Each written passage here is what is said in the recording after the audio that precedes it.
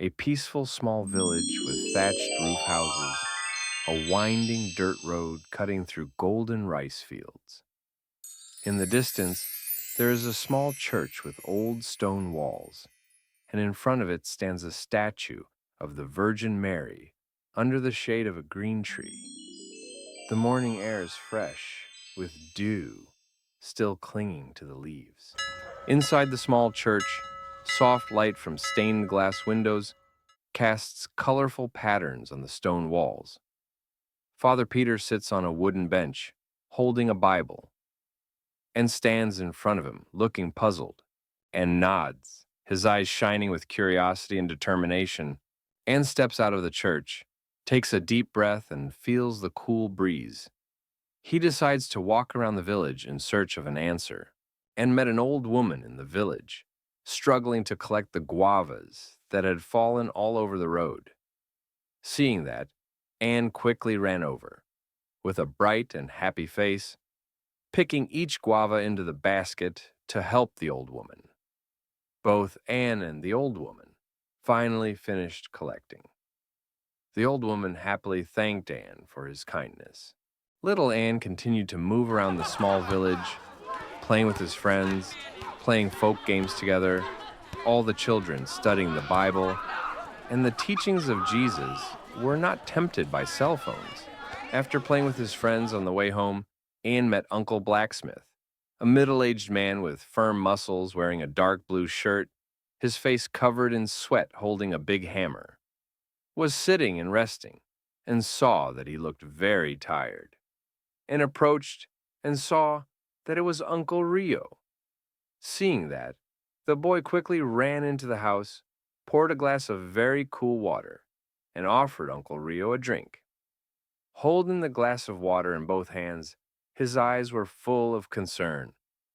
Uncle Rio was very happy after drinking because An had learned to be grateful and said, "What a great action! What a good boy! You will become a good person and be loved by everyone." Anne hesitantly looked at his mother, then gently told her that he had spent a long day learning about gratitude. He helped the old lady pick guavas, gave water to Uncle Rio, but still did not know if he truly understood gratitude. The mother smiled slightly, gently put down the ladle, and turned to look at her son. Talking about gratitude is not only about what you do for others, but also what you realize in your heart. Like, and having this bowl of hot porridge to eat, having a roof to protect from the rain and sun, having his mother by his side. Those are things to cherish. Anne was silent for a moment, his eyes shining with awareness. He suddenly realized many simple things that he had never thought of before. He held his mother's hand.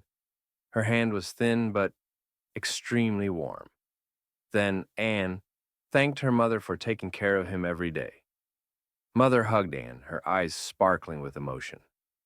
Outside, the stars twinkled in the night sky, a testament to the love and gratitude in the boy's heart. The next morning, Anne returned to the church, where the priest was sitting on a wooden chair under an old tree. Standing before the priest, his eyes were filled with joy, wearing cleaner clothes than the day before.